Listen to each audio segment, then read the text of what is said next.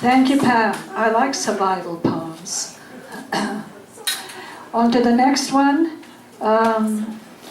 Dominic Barbato.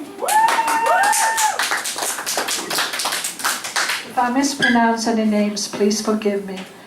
Some of the writing is not clear.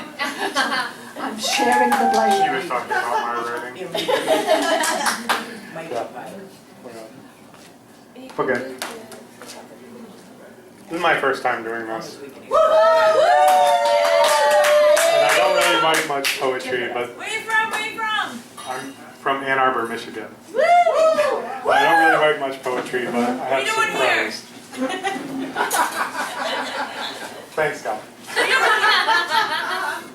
Oh, awesome, thank you. So I don't really write much poetry, but I do have some prose. After 72 hours of near constant deluge, the rain had finally subsided and I made my way out into a field dressed as death. I had heard of other ways to deal with anxiety and depression, ones that had copays, prescriptions, and did not require me slowly perspiring beneath a black-colored cheesecloth. But for good or ill, this is the one I had chosen. I carried 2 Tupperware containers in my hand. One was opened and had slices of banana cake a friend had made for me. The other lid was closed. I see 2 people sitting at the top of some wooden stairs at the edge of a field. As they cuddle forlornly at the top of the steps, I approach them, offer a smile, and say simply, "Can I interest you in some cake or death?" They look at me incredulously, as if I am a mirage, or at the very least a very vivid flashback from the chemicals I was at least 90% certain they consumed the night before. People always choose cake.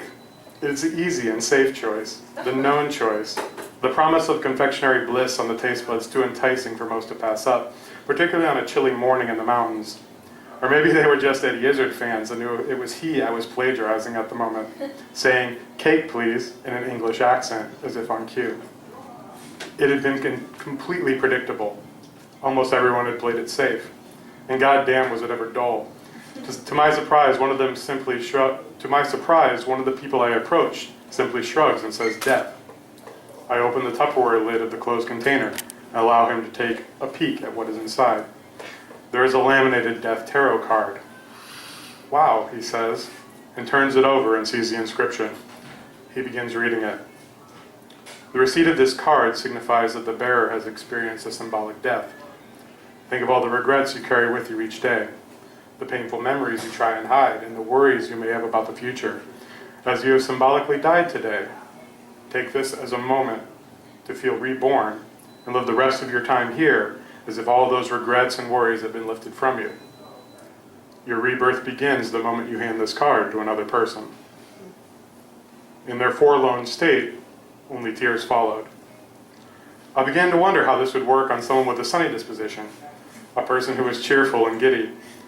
Would they have the same heartfelt, if unexpected, response? Or would they react in an uglier manner, the specter of death, however symbolic, knocking their serotonin down a peg or 2?